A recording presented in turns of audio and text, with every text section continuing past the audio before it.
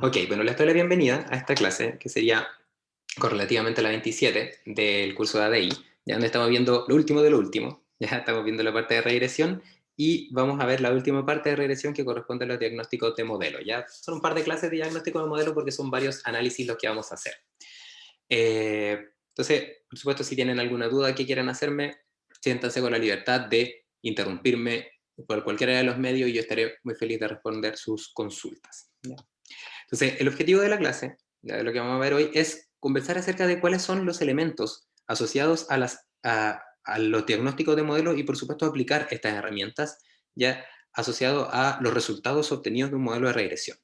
¿Ya? Y esto es básicamente luego de resolver el problema de mínimos cuadrados, o sea, ya pasamos toda esa etapa. Como les decía la clase pasada y la antepasada, el objetivo de esto es ya una vez que terminamos el problema de mínimos cuadrados, y eso implica entonces que vamos a tener una estructura ya que va a estar ya definida de estructura del modelo. Entonces el mínimo cuadrado nos va a entregar los parámetros beta asterisco y con esto entonces vamos a tener un modelo que ya tiene parámetros beta asterisco. Entonces la idea ahora es evaluar para esta estructura determinada, o sea, para este f que yo ya sé cómo es, entonces identificar si es que la predicción que obtengo con estos parámetros, con esa estructura, es buena o no. Es buena o no la estructura. Y eso se llama diagnóstico de modelo. ¿Ya? Y tiene ciertas bases que son súper interesantes y muy intuitivas de entender y que aplican los conceptos y que luego utilizan, perdón, las herramientas estadísticas que ya vimos en la primera parte del curso. ¿Ya? Entonces, los dos puntos interesantes de esto corresponden al análisis de los modelos a partir del comportamiento esperado del error de predicción, que es básicamente los conceptos asociados al diagnóstico de modelo, y luego identificar cuáles son los indicadores, definir cuáles son los indicadores que nos permiten eh, evaluar el comportamiento esperado del error de predicción. Entonces, básicamente, cuando hablemos de diagnóstico, nos vamos a intentar responder a la pregunta si el modelo es bueno o no, y eso implica entonces preguntarnos cómo es su predicción. Y eso entonces tiene que ver con el error de predicción. Un modelo bueno tiene un error de predicción con unas características definidas.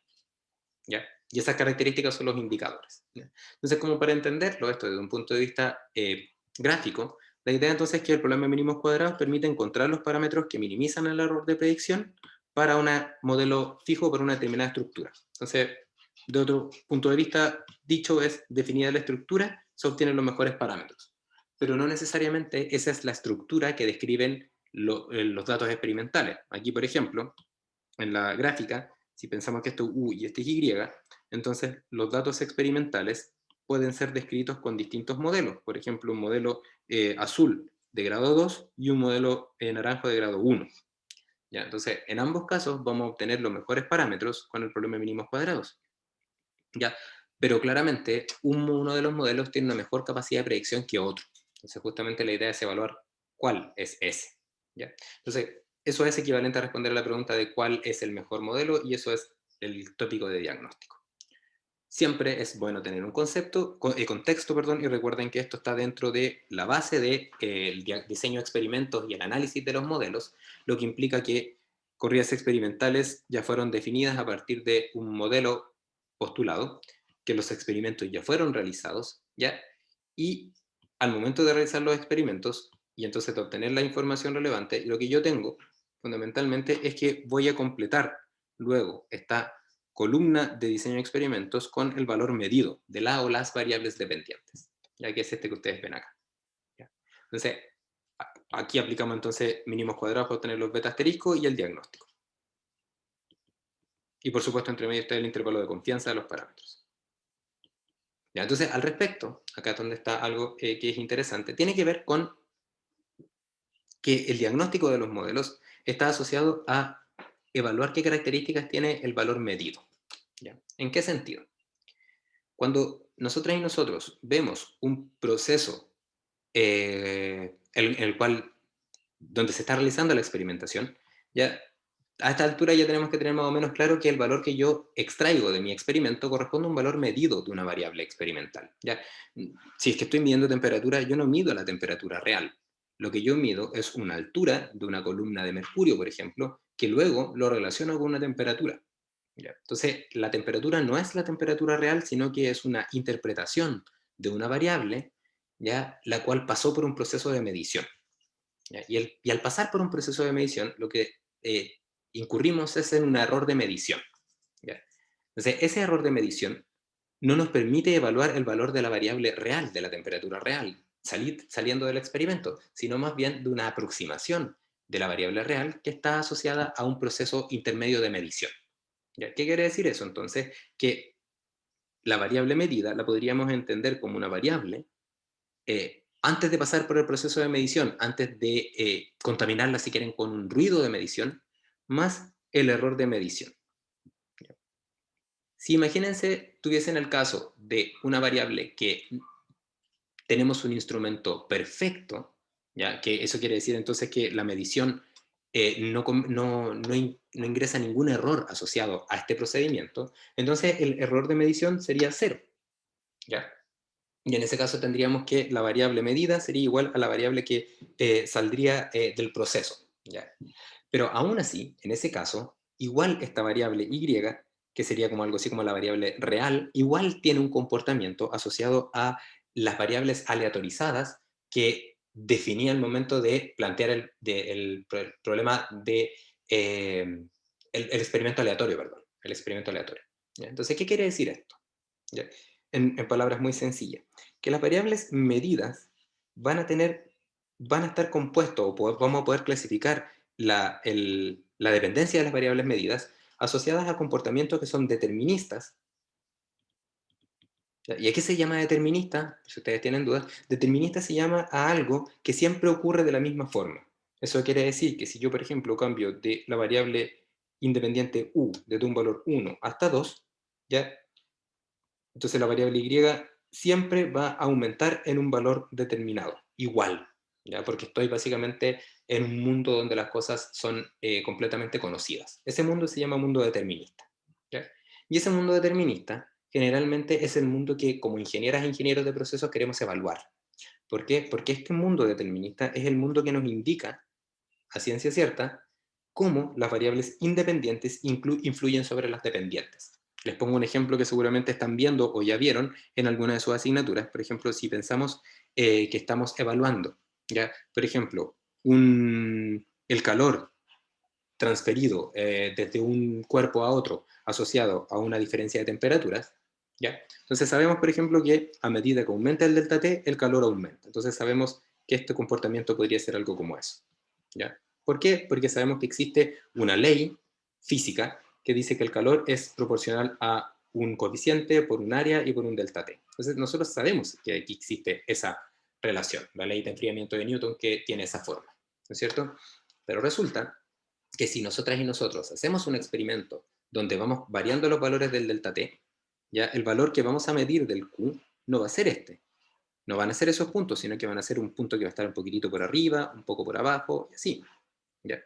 Y eso, esa distorsión entre el valor medido y el valor que realmente debes haber obtenido, tiene que ver con entonces el error que le vamos a llamar en esta parte error de medición, pero básicamente es un error experimental que siempre va a estar. ¿Ya? Entonces, cuando nosotras y nosotros queremos tomar decisiones, ¿ya? A mí me interesa conocer esta parte del modelo. No me interesa conocer la parte estocástica, que se llama.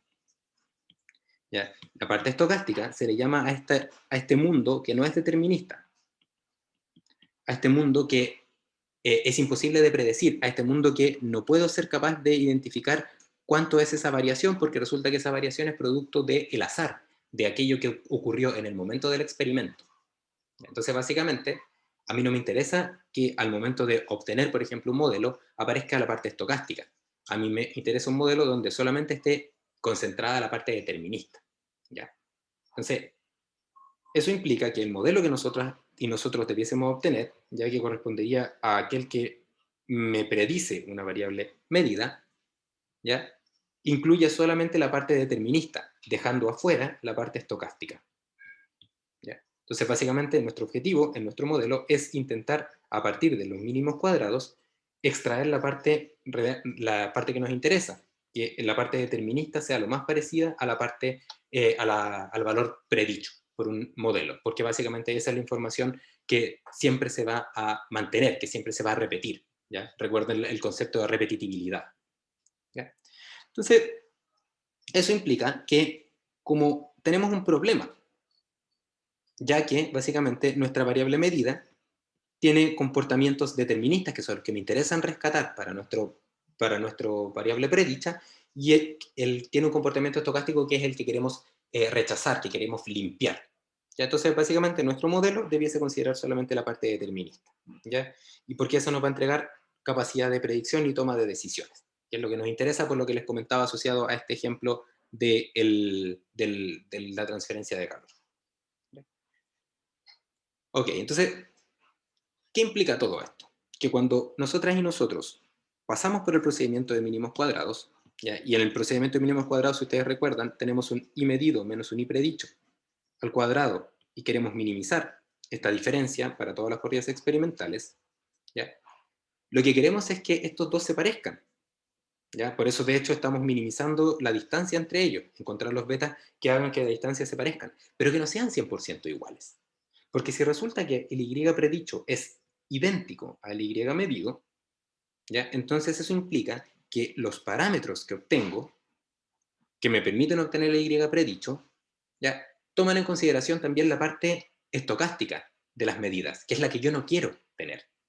En otras palabras, a mí me interesa que el y predicho sea lo suficientemente parecido al y medido, ¿ya? Para ser capaces de extraer la parte determinista, pero que no sea igual al valor medido. Porque si es que hiciéramos eso, entonces también estaríamos ajustando eventos que son azarosos o estocásticos. ¿Okay? Entonces, el diagnóstico de modelo se basa en evaluar qué tan parecido es el valor predicho a la parte determinista, ¿ya? De nuestras medidas experimentales. ¿Ya? O sea, para el diagnóstico modelo se puede entender como de cada variable medida ser capaces de diferenciar qué aporte es determinista y qué aporte es estocástico, y entonces identificar si es que nuestro modelo con la variable predicha se parece a la parte determinista, si es que pudiésemos diferenciar estos dos aportes. ¿Ya? ¿Ok? Entonces aquí, para usar nuestra nomenclatura que está en las PPT, ya vamos a decir que la parte determinista se llama Y. ¿Ya? Y, este rojo que está ahí. Y la parte medida va a ser el Y sub m. ¿Ya? Esto quiere decir entonces que el Y sub m lo vamos a definir como el valor determinista más el error, este error de medición o error de experimentación que yo les decía. Entonces, básicamente, cuando hacemos un problema, cuando resolvemos un problema de mínimos cuadrados, queremos que el i predicho se parezca a este, de acá. ¿Ya? Ese que está ahí. Ese sería entonces, en resumen, lo que motiva el diagnóstico de modelo. Entonces, de todo esto les puedo hacer un comentario, y es que cuando yo tengo entonces mi tabla, donde acá están los y medidos y acá están los u, resulta que yo no tengo una segunda tabla donde aparecen los valores deterministas, porque no existe, no puedo obtenerlo, porque no se conoce nunca, ¿ya? Porque cada proceso de medición implica una contaminación una contaminación azarosa en los datos. Eso implica entonces que nunca voy a conocer el valor de y. Entonces se genera una especie de dicotomía. ¿En qué sentido? De que por un lado yo quiero diagnosticar un modelo conociendo, por ejemplo, los valores del i predicho, que eso sí lo puedo conocer porque, bueno, los evalúo con los mínimos cuadrados, etc.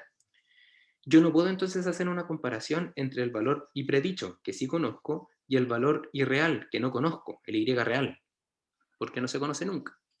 Así como tampoco se conoce el error de medición, yo solo conozco el i medido. Entonces el diagnóstico de modelo que se basa, o que claro, su fundamento está en identificar qué tan parecidos son estos dos, no puede resolverse de manera directa, porque nunca voy a tener acceso a este valor del y real, sino que solamente tengo acceso al valor del y medido. Entonces los métodos de diagnóstico son indirectos. ¿Ya?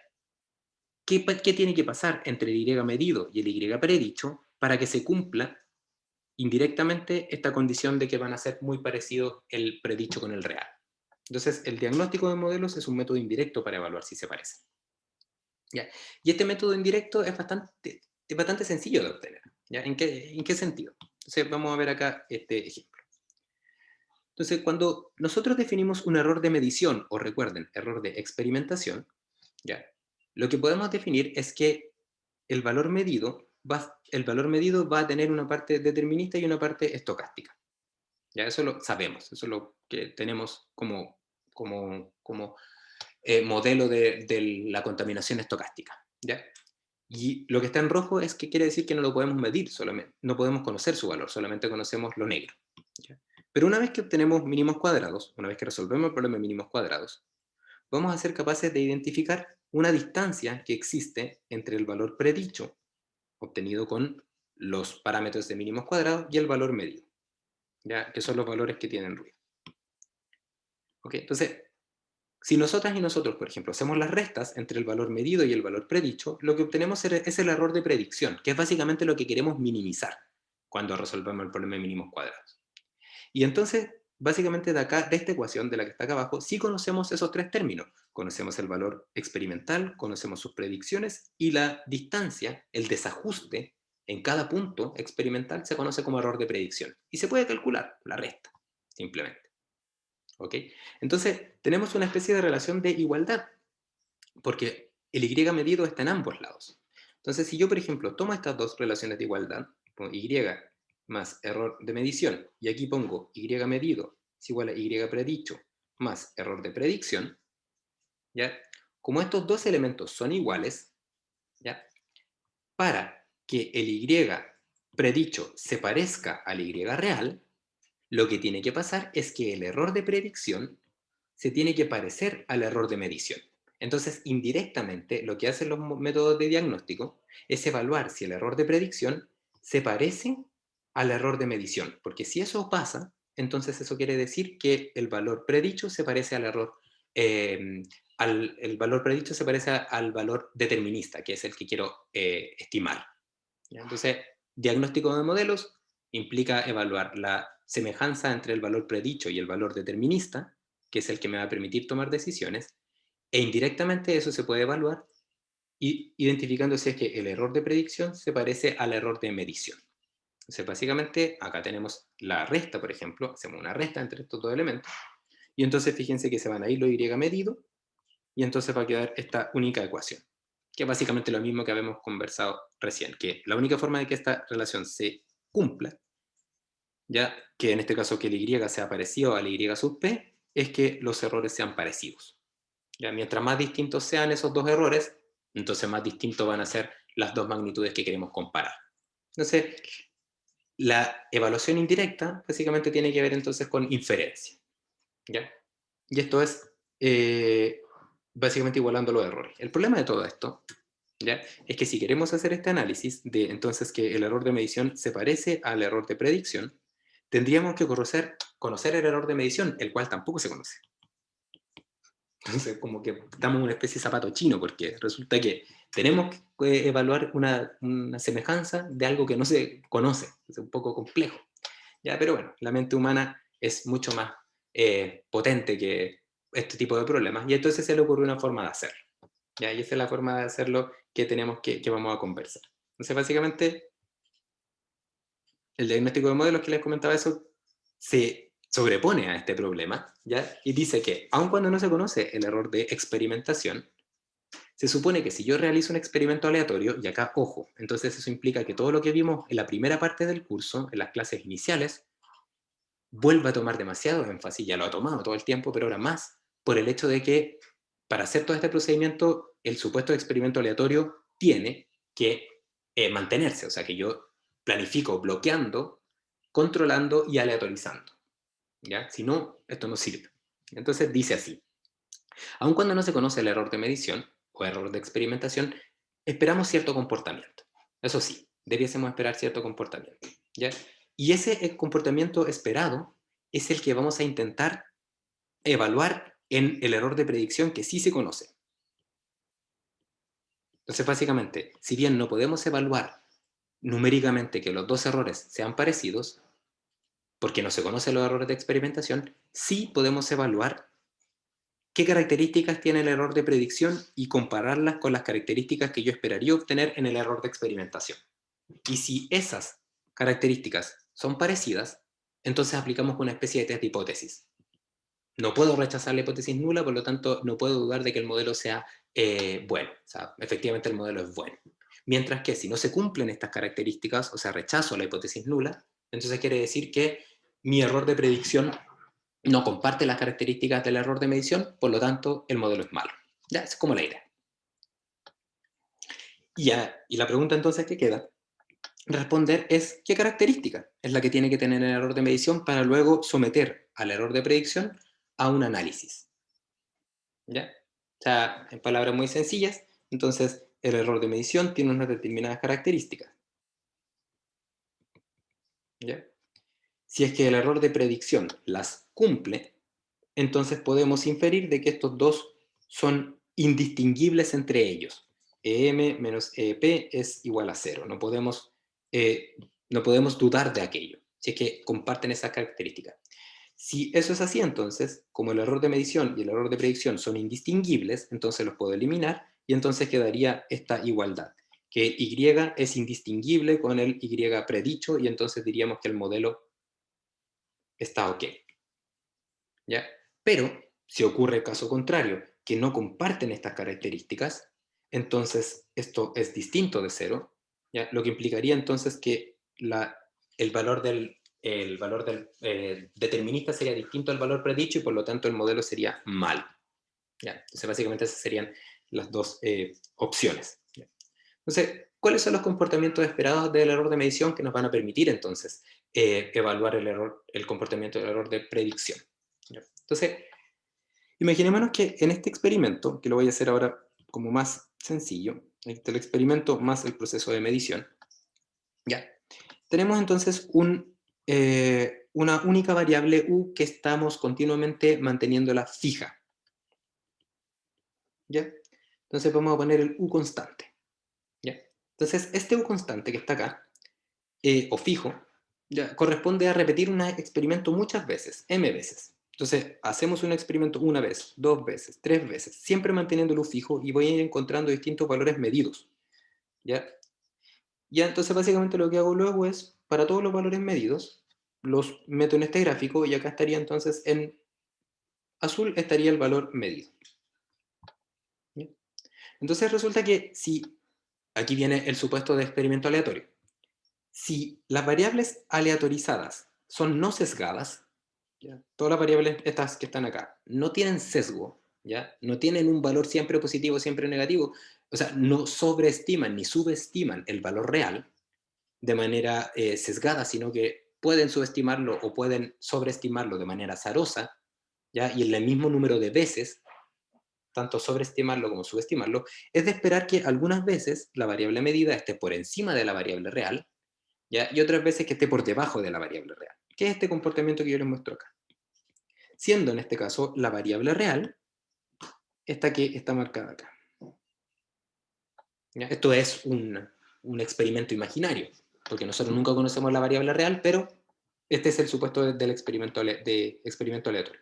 Eso quiere decir entonces que cada una de estas distancias que ustedes están viendo acá representa un error de medición de la corrida experimental iésima.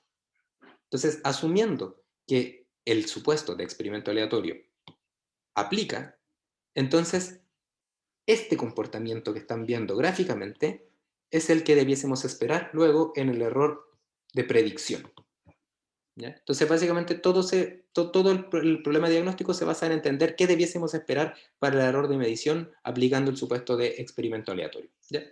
Y de acá, si definimos que el error de medición ya, va a ser la medición, o error de experimentación, de hecho, va a ser lo más general, va a ser la medición menos el valor real, y entonces tomamos tantos datos, tantos datos, que nos vamos hacia el infinito, entonces lo primero que podríamos identificar es que la media del error de predicción, perdón, del error de medición, porque estamos hablando del error de medición, la media del error de medición debiese tender a cero, ¿no es cierto? Porque como tenemos un comportamiento insesgado, entonces estas líneas, cuando yo las sumo todas, debiesen irse cancelando, ¿ya? Y eso implicaría entonces que el promedio o la media de los errores, si pensamos en la población, debiese tender a cero. Eso implica también entonces que el error de medición, si lo pensamos muestralmente, debiese ser cercano a cero. Entonces, si un modelo es bueno, el error de predicción tiene que tener una media cercana a cero también, porque eso implicaría que comparte esa característica con el error de medición. ¿Ya? Entonces, un test diagnóstico que podemos hacer es evaluar si es que el error de predicción tiene media cero. Porque si lo tiene, entonces no hay razón para dudar de que se pueda distinguir del error de medición, porque en ambos casos comparte la misma característica. ¿Ya? Esa es la primera característica asociada. ¿Ya? Y aquí está. El error de medición tiene que tener media cero.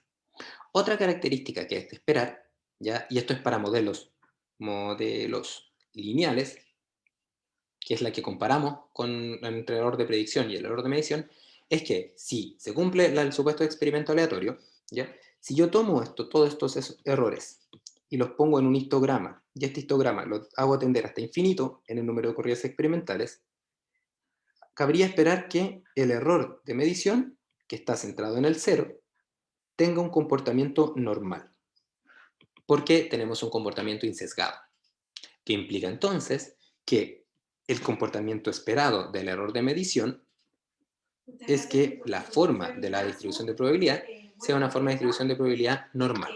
¿Ya? Y ese sería entonces el segundo comportamiento experimental. Ya. Voy a cambiar de micrófono para que podamos...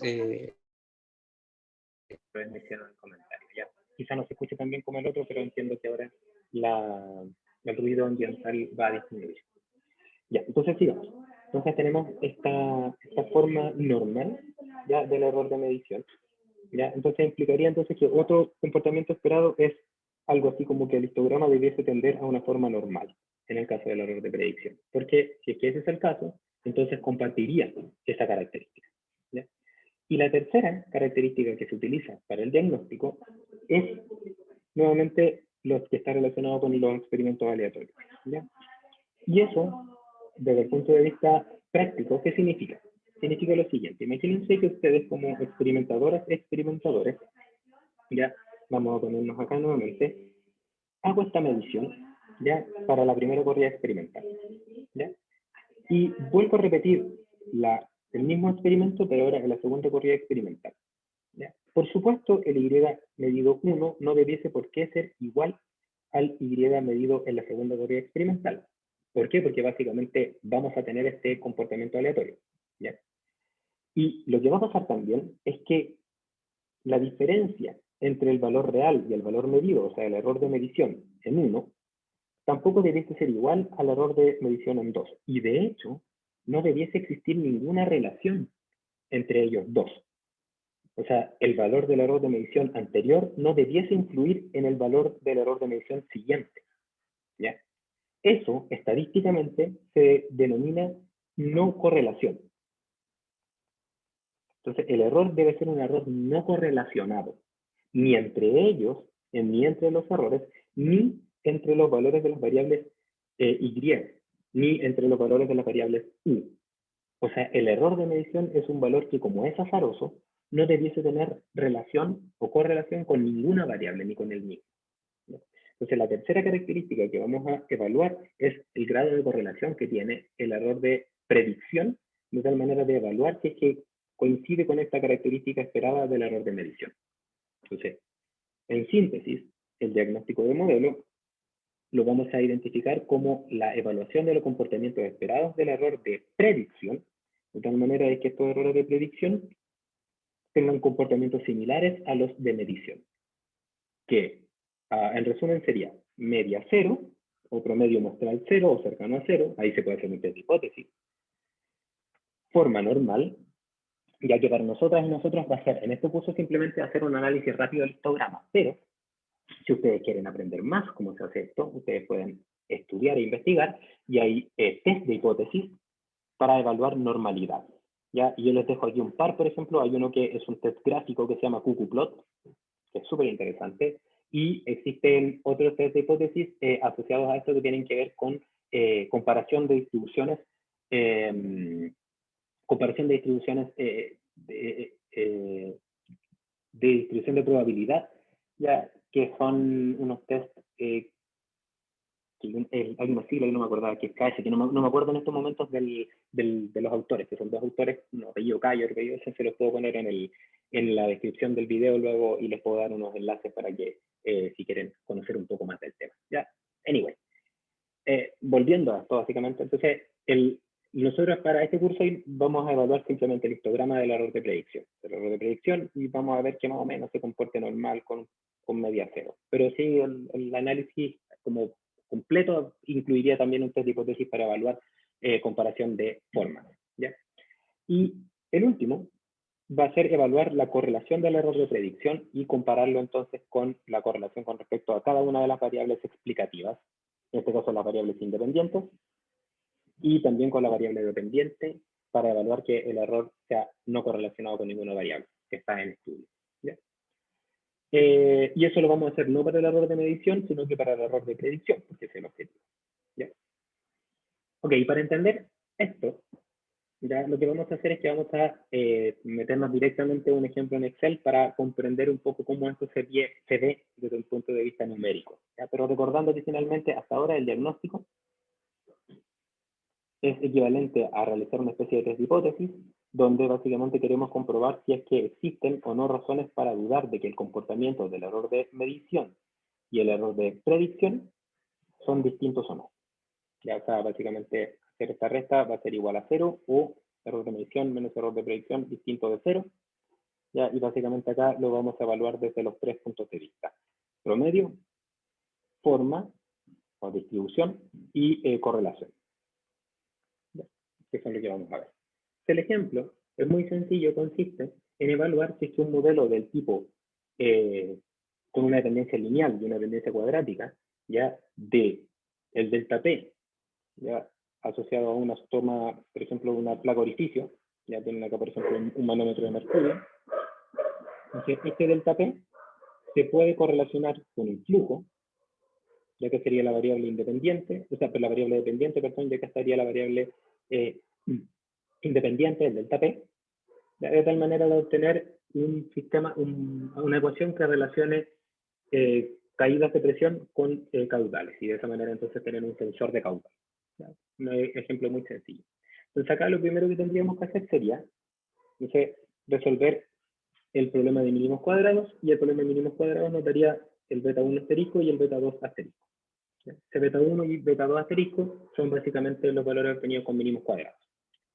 Y entonces lo que vamos a hacer es evaluar si el error de predicción obtenido con este modelo cumple con lo que habíamos conversado antes. Y si es que cumple, no hay razón para dudar de que el modelo sea bueno. No hay razón para sospechar que el modelo es malo, dicho de otra forma. ¿Ya? Entonces ese va a ser nuestro ejemplo, ¿ya? Y lo vamos a ver entonces en un Excel que les voy a compartir ahora. Que luego, por supuesto, se los voy a mostrar también en el...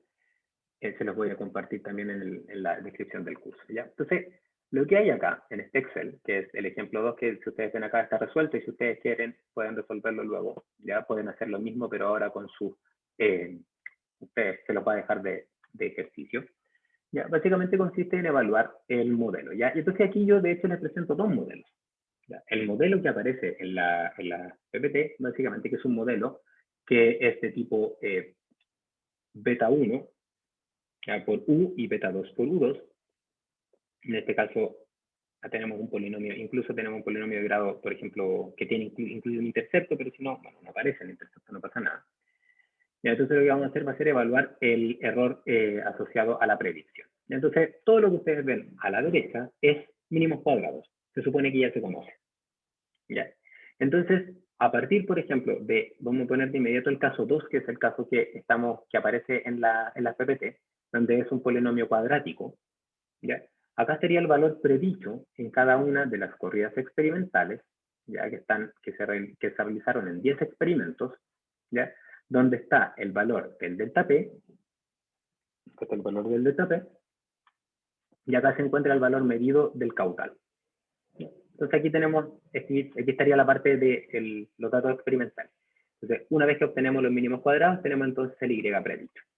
Y con el Y predicho, lo que tendríamos que hacer sería, para evaluar el modelo, ahora sería calcular el error de predicción. ¿Cómo se calcula el error de predicción? Simplemente restando el medido menos el predicho. Y ahí entonces ustedes pueden ver que, en este caso, aquí estaría el caso 2, que se llama, y está acá, está el error de predicción. Como les comentaba, el error de predicción sería medido menos predicho. Si lo hacen al revés, da igual, les van a aparecer los signos cambiados y es lo mismo, el mismo análisis. ¿Ya? Entonces, a partir de ahora, decimos ya, mínimos cuadrados se acabó y ahora vamos a evaluar que el modelo que tenemos de mínimos cuadrados es bueno. Entonces, los tests que vamos a implementar ahora van a ser tres. Vamos a evaluar el promedio del error, vamos a evaluar su correlación y vamos a evaluar su forma. ¿Ya? Entonces, primero calcularíamos el promedio, ¿ya? Y básicamente, promedio sencillo, básicamente, y observaríamos, por ejemplo, que el promedio de los errores es igual a 0. Entonces, ¿qué implica eso? ¿Qué implica que el promedio es 0, 0, 0, mucho 0? ¿Qué implica eso? Implica H0. Implica H0. ¿Qué significa que implica H0? Que no se puede rechazar la hipótesis nula asociada a la media del error. ¿Ya? ¿Eso implica que el modelo es bueno? No. Lo único que dice es que el modelo no parece ser malo, siguiendo este indicador. ¿Ya? Ok, entonces digo, bien, como este modelo no parece ser malo, entonces voy al siguiente test. ¿Cuál es el siguiente test? El siguiente test que podríamos plantear es qué forma tiene este modelo. ¿Ya? O sea, qué forma tiene este error. ¿Y cómo lo podemos hacer? Aplicando la función de histograma, ¿ya? Para evaluar cómo es la distribución de probabilidad que tiene. Pero lo mejor aquí tendría que ser hacer un análisis que se llama un análisis de QQ-plot, o de hecho, también se puede utilizar un gráfico de probabilidad normal, que en la ayudantía se lo van a explicar. ¿Ya? ¿Cómo se hace un análisis de un gráfico de probabilidad normal para tal efecto? ¿Ya? Entonces, vamos a irnos directamente al histograma, ¿ya? Y en el histograma vamos a ver, por ejemplo, vamos a ir acá, que este es el histograma. ¿Ya? Y acá ustedes podrían, por supuesto, decir de inmediato, pero esto no parece normal. ¿Ya? Y aquí el tema es que el histograma con tan pocos puntos no es muy representativo. ¿Ya? Entonces, a menos que encontraran un sesgo muy grande, como variables que estén como muy hacia la derecha, por ejemplo, muy hacia la izquierda, vamos a asumir que esto es casi normal. ¿Ya? Pero aquí, como les digo, lo lógico acá sería hacer, o sea, lo más correcto sería hacer un análisis de test hipótesis de forma de distribuciones de probabilidad, el cual, como les comento, requiere como de mucha más trabajo de diferencia que está fuera del alcance del curso. ¿Ya? De todas maneras, hay índices también. Por ejemplo, está el índice de kurtosis que se llama, o skewness, que básicamente nos entregan ciertos indicadores que nos dicen si es que estos indicadores están dentro de cierto rango, podríamos considerar como normalidad. Pueden revisarlos también como ejemplo. Para el curso y para las evaluaciones, basta con hacer el histograma y ver que no se escapen muchos puntos y las cosas sean más o menos normales para decir, no hay razón para dudar de aquí. ¿Ya? Entonces, siguiente test entonces sería el histograma más o menos forma normal. Entonces, el otro test que es interesante es el de la correlación. Entonces, para hacer un análisis de correlación, si ustedes recuerdan, lo que tendríamos que hacer sería analizar y calcular el indicador, perdón, de coeficiente de correlación lineal, que sería este que está acá. Por ejemplo, el coeficiente de correlación lineal lo puedo calcular, por supuesto, entre dos variables. Y en este caso corresponde al error de predicción con respecto a cada una de las variables experimentales. Por ejemplo, con respecto a la variable U, que sería en este caso la variable delta P. Entonces, el error de predicción con delta P tiene una correlación de por 10 elevado a menos 14. Es una correlación cercana a cero. Pero este se tiene que complementar, recuerden, con un análisis gráfico. Entonces, me voy a la gráfica y entonces grafico el error de predicción versus U. ¿Qué pasa si tengo dos variables independientes? Hago dos gráficos y hago dos coeficientes de correlación. Y hago este análisis para las dos, y 3, y 4, y los que sean. Entonces, ¿qué observo acá? Observo que ese coeficiente de correlación, que es muy igual a 0, se ve reflejado acá con puntos de error de predicción que pueden ser positivos o negativos para valores de U que van, por ejemplo, subiendo. ¿Eso qué implicaría? Que efectivamente cuando aumenta el U, el error no es que aumente o disminuye, sino que tanto aumenta como disminuye de manera azarosa. Entonces, como aumenta y disminuye de manera azarosa, no existe una especie de modelo que describa este comportamiento, y el coeficiente de correlación es 0, podemos asumir entonces que el error es no correlacionado, por lo tanto podríamos decir acá que es H0 con respecto a la correlación con respecto a U.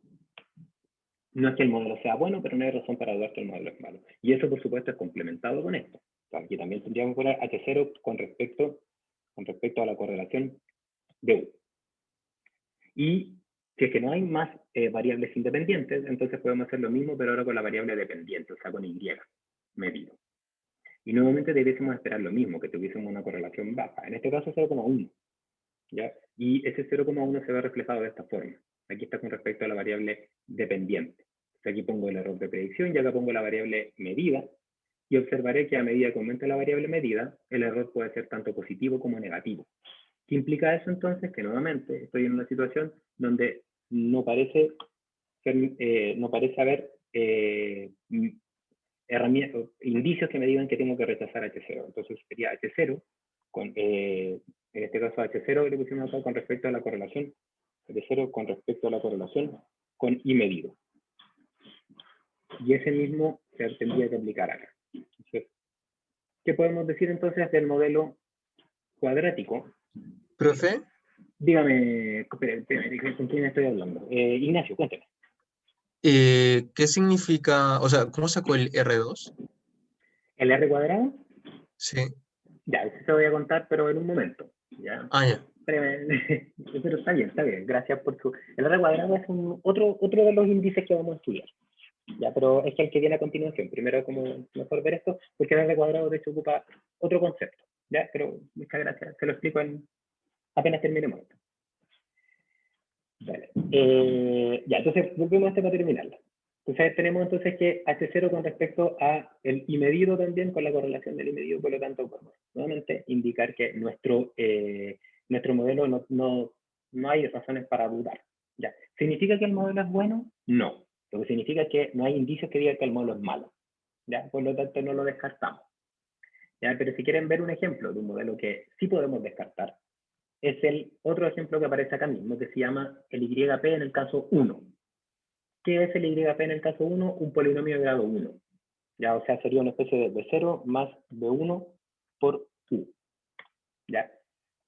Si ustedes hicieron mecánica de fluido, ¿ya? Más o menos piensen que este no debiese ser el modelo que relaciona Q con delta P. ¿No es cierto? Porque existe un coeficiente que es distinto, un exponencial que es distinto de 1, que es el que relaciona estas dos variables. ¿No es cierto? De hecho, es delta P igual a raíz de Q.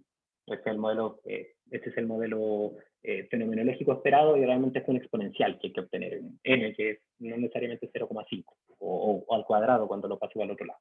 ¿Ya? Entonces, este modelo per se debiese estar malo. Entonces vamos a ver cómo gráficamente o basado en datos también se puede comprobar que este modelo es malo. ¿Ya? Entonces, nuevamente pueden revisar acá y pueden darse cuenta que lo que hice fue mínimos cuadrados generalizados y aquí están entonces los parámetros, estos dos parámetros que están acá. Entonces ahora vamos a ver cómo es ese segundo modelo. Entonces, lo primero es observar, ya, y que se me había ido en la otra parte, pero también es observar cómo los valores predichos se parecen o se comportan con respecto a los valores medidos. Los valores predichos son los que están en azul. Y aquí están los valores medidos. Fíjense que en el caso del modelo bueno, los datos predichos y los datos medidos siguen un comportamiento más o menos similar. O sea, los datos toman esta forma. Entonces toman esta forma. En cambio acá parece que no, como que los datos van siguiendo una forma que es un poco distinta. ¿Ya? Cuando pasa eso es cuando hay indicios de que el modelo es malo y eso se va a ver reflejado en los indicadores que les comento. Entonces, nuevamente calculamos el I predicho y nuevamente calculamos el error. Entonces, con el error de predicción hacemos el mismo análisis. Entonces, primero calculamos el promedio y aquí podrán ver que el promedio es 0 también. Eso implica no que el modelo sea bueno, sino que no hay razón para dudar que sea malo con este análisis. Y luego, si me voy a los coeficientes de correlación, voy a observar lo mismo si es que veo solamente los números. Fíjense, esto es por 10 elevado a menos 15, incluso más chico que este. Y este es 0,2, es menor un coeficiente de correlación que debiese considerar como correlación fuerte. Entonces, desde ese punto de vista, como que llegaríamos a las mismas conclusiones. Ya, nuevamente les voy a mostrar simplemente como de manera testimonial el histograma para que vean que también son reparecidos, así que lo vamos a dejar un poco de lado. Pero fíjense que ahora, si es que yo, por ejemplo, en vez de solamente quedarme con el coeficiente de correlación entre el error de predicción y la variable U, lo comparo con el valor, con el gráfico, fíjense cómo es el error. El error de predicción es positivo para un valor chico de U y luego es negativo para todos estos valores de U. Y luego vuelve a ser positivo. ¿Ya? O sea, al parecer existe una relación que dice que para valores pequeños de U tengo un error positivo para valores intermedios de U tengo siempre un valor negativo, y luego para valores extremos de U nuevamente tengo un valor positivo. Eso generalmente se puede interpretar como un comportamiento parabólico, ¿no es cierto? Así, como lo estoy marcando así con el puntero. Comportamiento parabólico. Entonces, ¿qué quiere decir esto? Que si bien el coeficiente de correlación lineal es 0, al parecer existe una correlación que sería no lineal entre el error de predicción y U, porque observamos que existe una especie de dependencia donde el valor que haga que el valor de U determine el valor del error de predicción. Y eso es lo contrario a un error no correlacionado. Entonces aquí podríamos entonces llegar a la conclusión de que no pasa el test de correlación, pero no lo pasa por el R, que es 0, sino que no lo pasa porque la gráfica muestra claramente una tendencia. Eso implicaría que el error es correlacionado con una correlación no lineal, que sería lo contrario a lo que yo debiese esperar en el error de medición. Y lo mismo pueden ver ustedes con el error de predicción versus sí. Fíjense que pasa exactamente lo mismo. ¿Ya? Entonces, no pasa la prueba, no podemos, rechazamos de hecho este 0 porque se observa una correlación y por lo tanto el modelo puede ser descartado. ¿Ya? Entonces, lo que vemos así, lo que yo les mostraba aquí, que se ve acá como algo que va por arriba, luego va siempre por abajo y luego va por arriba, es lo que se observa, por ejemplo, en esta gráfica acá. ¿Ya? Y eso implicaría entonces que estaría entonces el modelo mal. Una forma, ¿ya?, gráfica de relacionar estos elementos, ¿ya?, es complementar este análisis de correlación con el gráfico y predicho versus y medido. ¿Ya? Y en este gráfico y predicho versus y medido, ¿ya?, lo que ustedes deberían observar es que para un error no correlacionado, el y predicho, primero, para un error 0, el y predicho va a ser igual al y medido. Entonces todos los datos van a estar sobre esta línea de 45 grados. ¿Ya? Pero cuando el error existe, va a haber diferencia. Pues voy a estar alejándome de la línea de 45 grados. ¿Ya? ¿Cuándo? ¿Ya? Cuando esta línea de 45 grados tiene los errores más tirados siempre hacia un lado, o hacia arriba o hacia abajo, entonces quiere decir que estamos en una situación como la que le estoy mostrando acá, que hay correlación. En cambio, cuando estos puntos se distribuyen de manera no tendenciosa entre alrededor de la línea de 45 grados, quiere decir entonces que el error es gráficamente no correlacionado también. Entonces, estas herramientas que son gráficas y con índices son las que se utilizan para hacer el diagnóstico, ¿ya? Y entonces podemos de acá llegar a la conclusión de que básicamente el modelo de orden 1 no pasa todas las pruebas y por lo tanto puede ser descartado, mientras que el modelo de grado 2 sí pasa todas las pruebas, por lo tanto no hay razones para descartarlo. Por lo tanto podríamos decir que no hay indicios de que el modelo cuadrático sea un mal modelo, por lo tanto podemos usarlo. ¿Ya?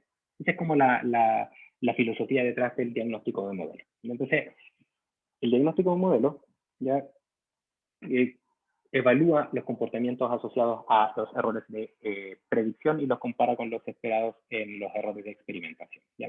Y ahora voy a irme de nuevo a la PPT y voy a responder a la pregunta de Ignacio.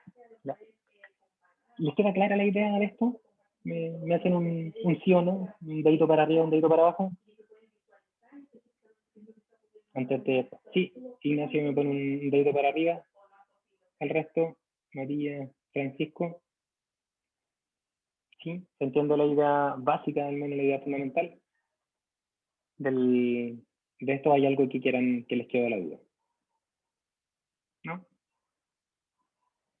Entonces ahí tengo unos chats que dice, sí, profe, todo bien, súper. Ya, perfecto, gracias por su respuesta. Entonces vámonos ahora al AirPad para responder a la pregunta ahí que me hace Ignacio, que es de todo lo que tenemos que identificar. Ya, entonces, vamos a hablar acerca de la recuadra. Gracias por darme el paso ahora, señor Ignacio. Ya, entonces, conversemos un poco acerca de lo que yo les acabo de comentar. Fíjense que acá hablé acerca de medias, ¿ya? Hablé acerca de formas, y hablé también acerca de correlaciones, que son todos conceptos que ya hemos visto antes. Y si ustedes recuerdan, había un concepto o un indicador en estadística descriptiva que todavía no hemos visto y que tiene que ver con la varianza. ¿Qué pasa con la varianza? ¿Dónde está la varianza metida? La varianza es lo que tiene directa relación con el R cuadrado, ya que ahí es donde está el R2 que me preguntaba Ignacio. Entonces, para entenderlo, ¿ya? Un momento. ¿Ya? Entonces, la varianza, ya para un error de predicción, ya se puede entender desde un punto de vista un poco, digámoslo así, físico. ¿Ya? ¿A qué me refiero con eso? Fíjense lo siguiente. Imagínense que estamos en este primer caso, en el caso 1 le vamos a poner. El caso 1. Entonces, este caso 1, lo que está mostrando es el valor de U, ¿ya? Para, bueno, el valor del Y medido para distintos valores de U. ¿Ya? Entonces, ¿qué pasa cuando tenemos un comportamiento como el que yo les estoy mostrando acá? ¿Ya? Si yo, por ejemplo, tomo un promedio de todos los datos medidos, ¿ya? Lo que yo voy a observar es que existe una diferencia respecto al promedio de Y y los datos medidos, y su promedio de los datos medidos, ¿ya? Entonces, existe una varianza entre Y medido y su promedio, una variación del valor medio, ¿ya? Y eso es parte de lo que yo debería esperar cuando mi variable U genera cambios en mi variable Y, o sea, cuando existe una especie de dependencia, ¿ya? Imaginémonos lo siguiente, vámonos un poco antes incluso. Vámonos al contraejemplo, a este que está acá. Imagínense por un momento que tenemos error de medición 0. Si es que mi valor si es que mi variable U no afecta a mi variable Y, o sea, si es que Y no es función de U, entonces para cualquier valor de U que yo pruebe, el valor de Y que debiese obtener va a ser el mismo, asumiendo por supuesto que el error es 0. ¿Ya? Ahora, si le agregamos un comportamiento aleatorio, un error de medición, pero asumiendo nuevamente este comportamiento, entonces lo que yo debiese esperar es que esto se comportara como así, como los puntitos que les estoy mostrando. O sea que para distintos valores de U, yo obtengo distintos valores de Y, pero que básicamente esos distintos valores son solo producto del error de medición, porque resulta que no hay un comportamiento esperable. En el primer caso, la varianza de Y medido es 0. ¿No es cierto? Porque observamos que todos los valores medidos son iguales al promedio. Entonces, como las distancias son 0, las distancias al cuadrado son 0, por lo tanto la varianza es 0. ¿Ya? Cuando tenemos el segundo caso, donde tenemos un error de medición, pero también estamos en una situación donde U no es función de Y, o sea, Y no es función de U, entonces la varianza de Y medido, si bien no es 0, la varianza del Y medido se puede entender como la varianza del error de medición. O sea, básicamente la varianza de los instrumentos. ¿Ya? Pero imaginémonos en este caso, en el caso primero que yo les mostraba, donde de manera hipotética vamos a asumir nuevamente que tenemos un instrumento que no tiene ruido. Vamos, en un momento, vamos a ponerle una línea roja, así por ejemplo. No tiene ruido. Entonces que los datos que me entregó mi experimento están acá. Vamos a ponerle aquí estos eran los valores sin ruido de medición, porque teníamos unos datos perfectos acá. ¿Ya? Entonces noten que no hay error de medición, en este caso que les estoy mostrando con la línea roja, ¿ya? No hay error de medición, ya el error de medición es 0, pero aún así la varianza de Y(m) es distinta de 0, porque noten que va a haber una distancia entre el medido y el valor promedio. ¿Ya? Entonces podemos entender que la varianza del Y medido puede dar cuenta de el efecto o la relación causa-efecto que existiría entre Y y U. ¿Ya? Pero, perdón, y cuando tenemos, entonces, ruido experimental, o sea, cuando estoy en el caso de los datos, estos estoy mostrándoles con verde acá, cuando tenemos ruido experimental, entonces, esta varianza que les estoy mostrando con respecto a la media, esa varianza de I medido va a ser entonces una consecuencia de la varianza asociada a el efecto que tiene U más la varianza asociada al efecto que tiene el error de medición. ¿Ya? Dicho de otra forma, entonces, ¿ya? Cuando nosotras y nosotros tenemos entonces un Y medido y le sacamos la varianza del Y medido, entonces esa varianza del Y medido está entonces compuesta por una varianza del efecto que tiene U, nos vamos a poner U porque no es la varianza de U, sino que es la varianza del F de U, o sea, la varianza del efecto que tiene U sobre Y, más la varianza que tiene el error de medición. ¿Sí? ¿Se entiende esta idea? De gráficamente con estas cosas, en el caso segundo, en el caso que yo les mostraba acá, el 2, la varianza de FU es 0. ¿Por qué? Porque no hay relación entre F y U. Solamente hay varianza asociada al error de medición. Y en el otro caso existe la cosa. ¿Ya? Entonces, ¿qué podemos entender entonces del primer caso? Es que la varianza, como dice acá, la varianza de los errores de los valores medidos se compone de dos aportes. Del aporte asociado al efecto de U, más la varianza asociada al error de medición, al aporte estocástico. Entonces, el indicador R cuadrado lo que hace es evaluar justamente la relación que existe entre estos dos elementos que componen la varianza total. ¿Ya? Y eso es lo que vamos a ver ahora. Entonces, tenemos esta característica que queremos evaluar. Y entonces, ¿qué tenemos que tener en consideración a continuación? Que para los medidos, varianza del Y medido, existen entonces un aporte varianza asociado al efecto determinista más una varianza asociada al efecto estocástico. Mientras que, ¿ya?, la varianza de los valores predichos, como le sacamos toda la parte estocástica, solo debiese considerar la varianza determinista, ¿ya?, del predicho. Entonces, si somos capaces de comparar la varianza del valor predicho con la varianza del valor medido, voy a tener un indicador de qué porcentaje corresponde a la varianza del error de medición. Y el R cuadrado es justamente eso, es un estimador de qué porcentaje de los datos medidos, ¿ya?, la varianza de los valores medidos considera entonces la varianza del error de medición. ¿Ya? Y básicamente entonces eso es lo que vamos a ver. O sea, la varianza del error de predicción, ¿ya?, ahora, porque aquí trabajamos siempre error de predicción y error de medición. Entonces, si nos fijamos entonces en la varianza del error de predicción, ¿ya?, y la comparamos con la varianza del error de medición, ¿ya?, vamos a tener entonces unos elementos que tenemos que considerar. Primero, imaginémonos que estamos en un caso donde tenemos instrumentos muy precisos, muy precisos. ¿Ya? Eso quiere decir entonces que la varianza del I medido, que está compuesta de la varianza determinista más la varianza estocástica, implicaría que la varianza estocástica es pequeña, tiende a 0. Entonces, solamente tendríamos un importante componente de la varianza determinista, porque tengo instrumentos tan buenos que tienen ruido bajo. ¿Ya?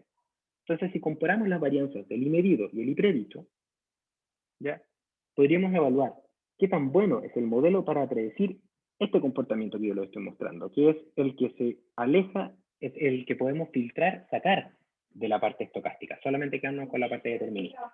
¿Y qué tiene que ver con la dependencia? ¿Ya?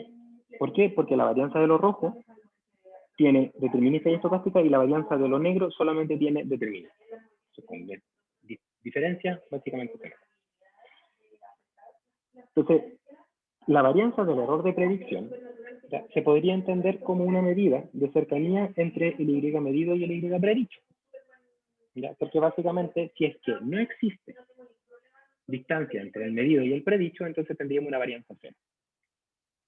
Entonces, estos son elementos que yo debiese considerar para hacer todo el análisis del R cuadrado. ¿Ya?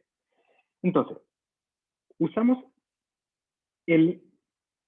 la comparación de las varianzas. Eso vamos a hacer ahora. Vamos a comparar las varianzas para entonces que podamos identificar de dónde aparece este coeficiente R cuadrado o coeficiente de determinación de Pearson, así se llama. ¿Ya? Entonces vamos a definir algunos elementos que son relevantes. ¿Ya? Primero vamos a hablar acerca de la varianza, ¿ya?, del error de predicción. ¿Por qué el error de predicción? Porque el error de predicción está asociado a valores que yo conozco. Conozco el valor medido y conozco el valor predicho. Entonces puedo calcular una varianza de algo que conozco. Entonces, ¿cómo calculo una varianza de un error de predicción?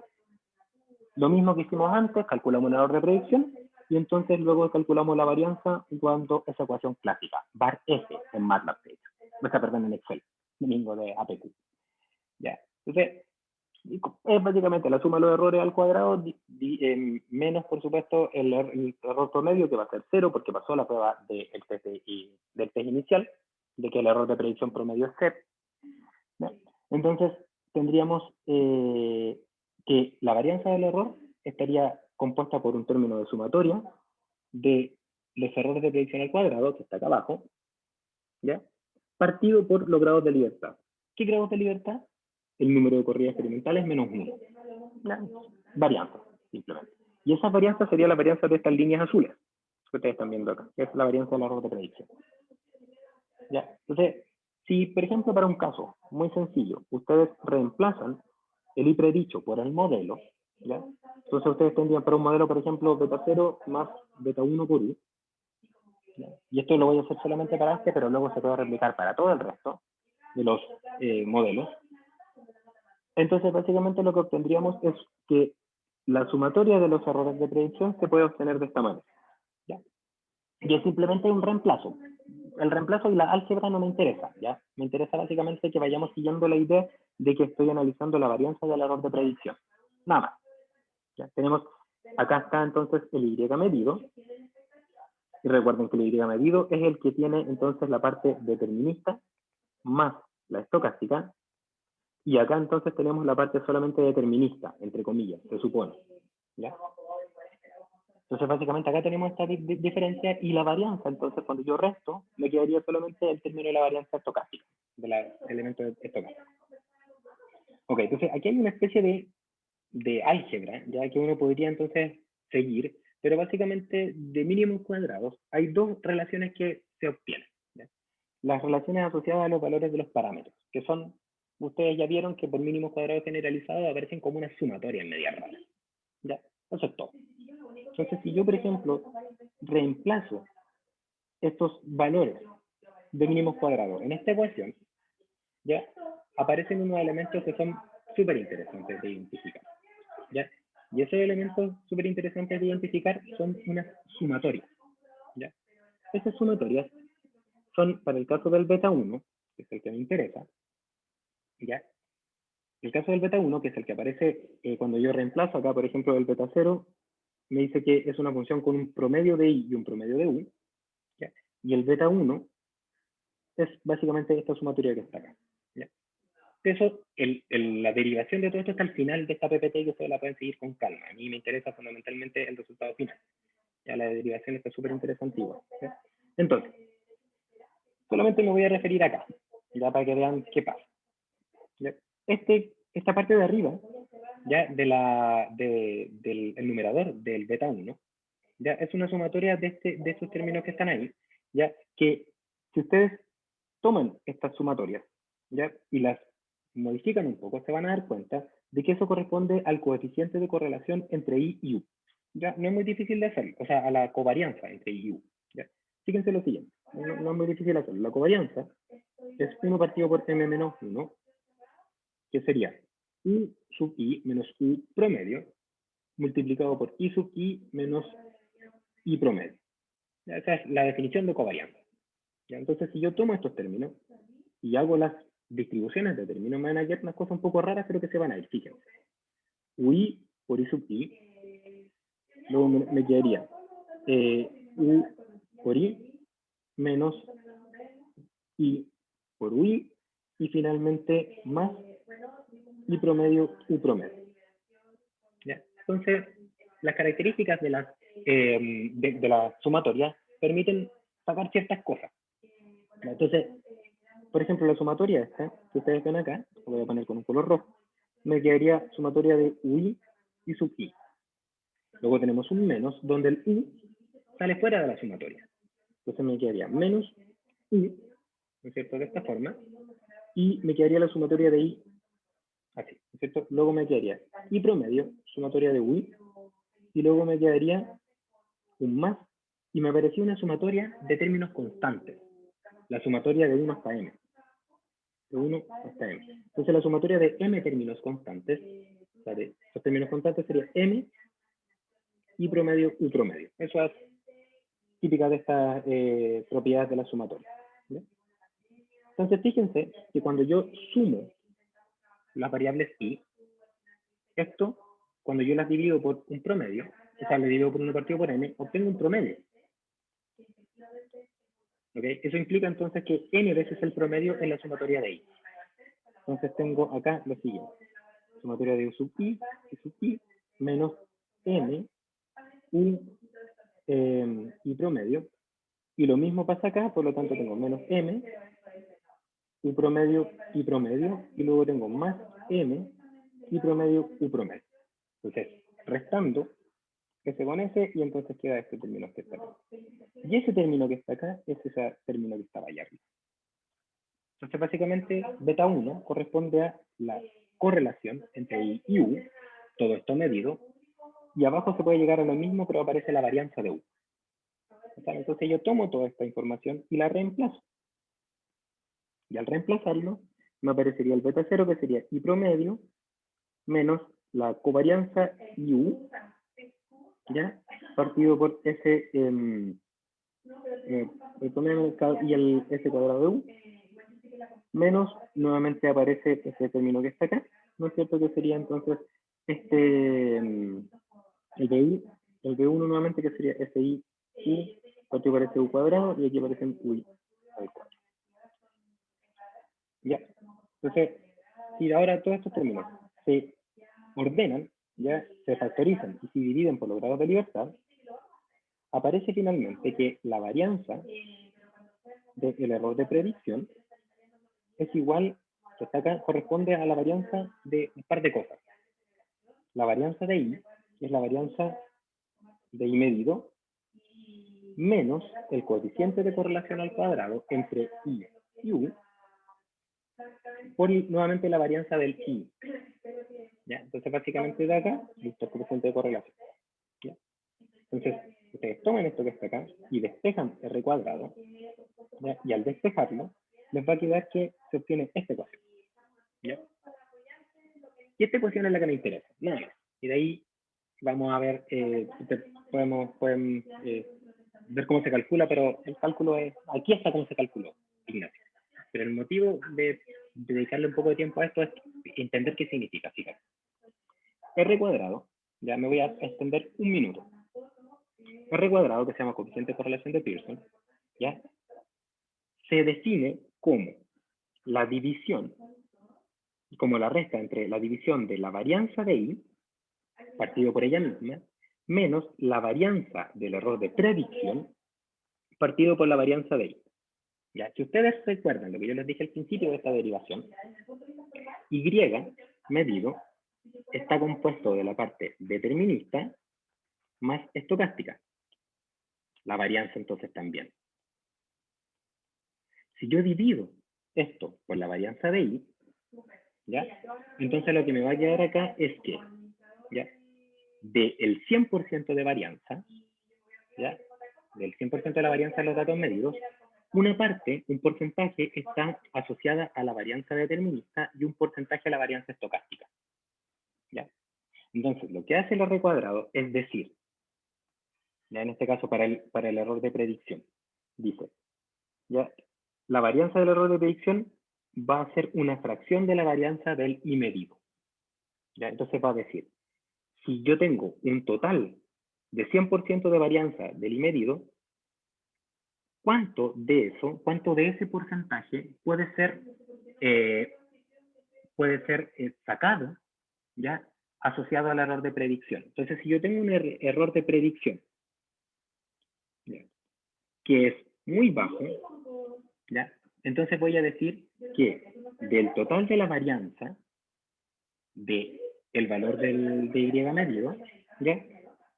El error de predicción, ¿ya? Es tan pequeño, que tiene una varianza tan pequeña, que lo que podemos decir es que mi modelo representa de manera muy buena la varianza del I medido. Por lo tanto, el movimiento del valor medido. Mientras que si tengo un R cuadrado que tiende a 0, quiere decir entonces que del 100% del movimiento de los datos, el 100% de ellos se puede explicar por el error de predicción. Por lo tanto, querría decir que mi modelo no está prediciendo bien el movimiento de los datos, ¿ya? Porque partimos de la base que la varianza es un equivalente al movimiento de los datos, ¿ya? Entonces podemos entender que el R cuadrado ya es un porcentaje, ya, que refleja en este caso, tanto por ciento de el movimiento de los datos experimentales que está siendo explicado por el hipredicho, ¿ya?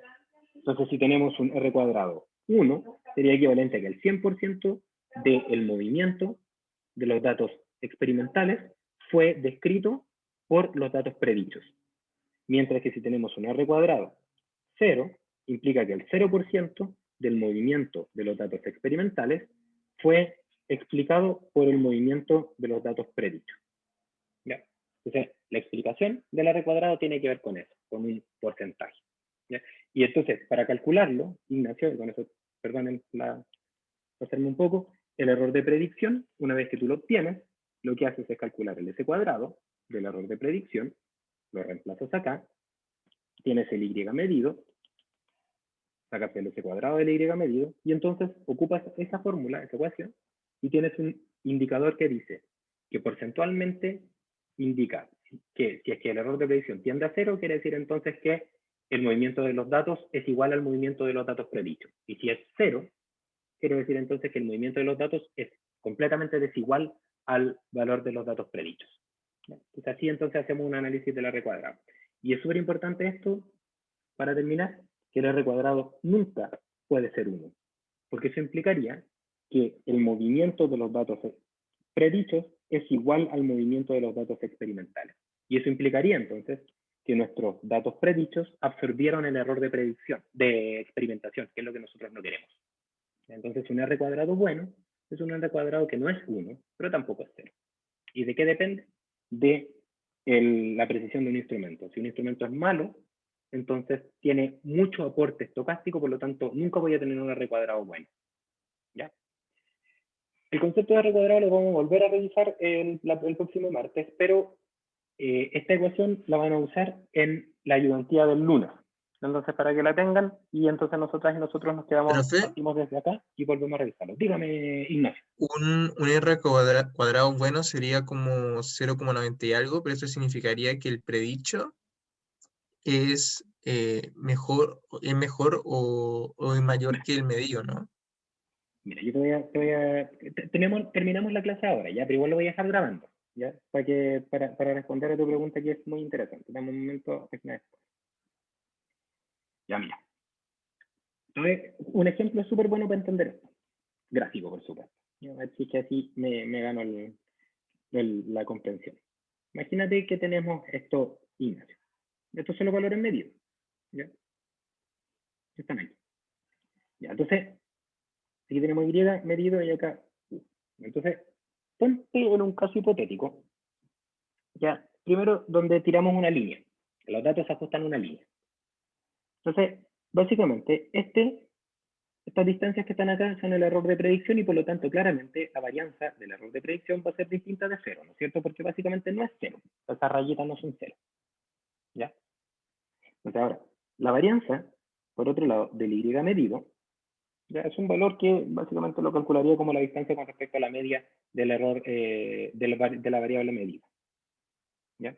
Entonces, el R cuadrado, en este caso, que se define como 1 menos el S cuadrado del error de predicción partido por el S cuadrado del Y, ¿ya? Claramente va a ser un valor menor que 1, ¿no es cierto? Y tiene el motivo de por qué va a ser un valor menor que 1, es porque el error de predicción tiene una varianza que es distinta de 0, por lo tanto voy a restar algo, y la varianza de el I medido va a ser más grande que la del error de predicción. Para entender eso, Ignacio, nota que la varianza del error si aquí por ejemplo acá está el Y medido, la varianza del I medido serían equivalentes a estas rayitas que estoy mostrándote acá. Como esas rayitas son mayores que las rayas negras, entonces es de esperar que este valor, el de abajo, el denominador, sea más grande que el numerador, ¿no es cierto? Entonces voy a restar por un número que es menor que 1, pero es un número positivo. ¿Sí, no es cierto? ¿Me entendí la idea, Ignacio? Sí, sí. Ya, vale. Ahora, pongámonos otro ejemplo. ¿Ya? Imagínate ahora que tenemos los mismos datos, ¿ya? Así por ejemplo, estos que están acá. Aquí, los mismos datos que te mostré antes, pero ahora tuve la idea de ajustar un polinomio como de grado 10, por ejemplo, y obtuve un comportamiento como este. Ya está. Entonces son los valores predichos. ¿Okay? Ya es un polinomio de un grado tal que obtiene ese comportamiento. En este caso el error de predicción es 0. ¿Ya? Porque no hay distancia entre el predicho y el medio. Entonces, ¿qué implica eso? Que la varianza del error de predicción es 0. ¿Ya? Entonces, si yo tomo esta ecuación y la reemplazo acá, voy a tener un r cuadrado 1 menos 0. Por lo tanto, r cuadrado es igual a 0. ¿Okay? ¿Qué implica esto? Perdón, es 1, perdón. Disculpa. Es 1. ¿Qué implica esto? Implica que este 1 se entiende como que del 100% ya del movimiento, ya voy a poner acá nuevamente la línea punteada que representa el medido promedio. Entonces, que del 100% del movimiento de los datos experimentales, el 100% de ese movimiento es explicado por la varianza de los datos predichos, porque tienen el mismo comportamiento. Entonces, este 1 implica que del 100% del movimiento de los datos experimentales, se puede explicar por el 100% del movimiento de los datos predichos. Mientras que en este caso que está acá, ¿ya? En el caso de arriba, nuevamente, del 100% del movimiento de los datos experimentales, un porcentaje menor al 100%, que de hecho ese porcentaje menor se puede ver así, mira, lo voy a poner con color azul. Este sería ese movimiento, acá estaría ese movimiento, acá estaría ese movimiento, ¿okay? Acá estaría el otro, acá estaría el otro. Entonces, ¿qué veo yo acá? Que del 100% si comparo el 100% del movimiento de los datos experimentales y lo comparo con el movimiento con respecto al mismo sistema de referencia, ya que he medido, pero de los datos predichos, ya voy a observar que no, el movimiento de los datos predichos no tienen el mismo movimiento de los datos medidos. ¿Qué porcentaje no tienen? El que te entrego con el R cuadrado.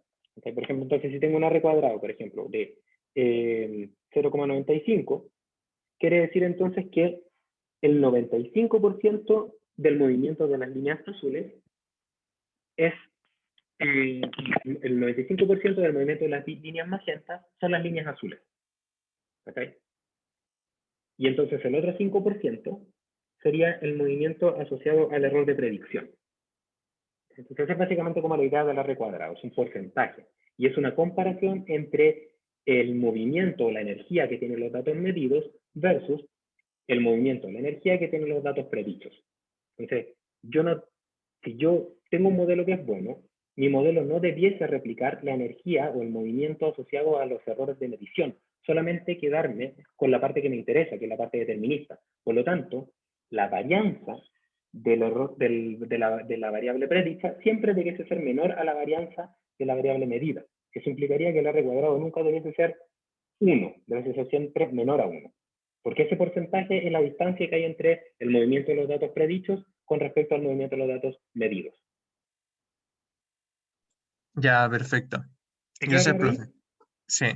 Ya, súper. Súper, porque esto es súper interesante, ya, y eso de hecho, típico, R cuadrado 1, no, nunca, dude de eso, porque eso implica que tu modelo también tomó en consideración el error de medición, y eso no se puede, porque eso no es porque esa variable no es determinista, es estocástica, ¿ya? Ujú. Eso. Ya. Ya, Gracias. que estés muy bien. Chao, chao. Chao. Gracias por tu pregunta. Chao, chao.